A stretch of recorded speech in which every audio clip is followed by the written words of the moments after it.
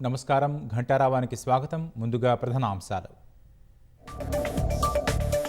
నిరుద్యోగ సమస్యను శాశ్వతంగా పరిష్కరించాలనేదే ప్రభుత్వ లక్ష్యం. త్వరలో 35,000 ఉద్యోగాలు భర్తీ చేయబోతున్నామన్న ముఖ్యమంత్రి. రాజకీయ లబ్ధి కోసమే కొందరు నిరుద్యోగులను రెచ్చగొడుతున్నారు. ఉద్యోగ పరీక్షలను వాయిదా వేస్తే అభ్యర్థులకే నష్టమన్న రేవంత్ రెడ్డి. హైడ్రా కూల్చివేతల్లో కక్ష సాధింపులు లేవన్న సర్కారు. కబ్జాలను స్థానికులే ప్రభుత్వ దృష్టికి తేవాలన్న మంత్రి పొన్నం.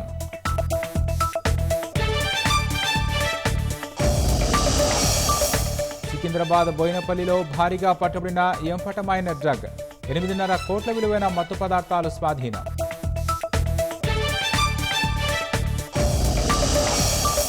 రుణాల స్వీకరణ సులభతరం చేయనున్న రిజర్వ్ బ్యాంకు. త్వరలోనే యుఎల్ఐ సేవలు ప్రారంభిస్తామన్న శక్తికాంత్ దాస్.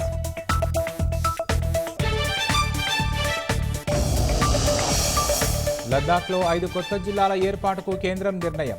మెరుగైన పాలన, సమృద్ధి దిశగా కీలక అడుగన్న ప్రధాని.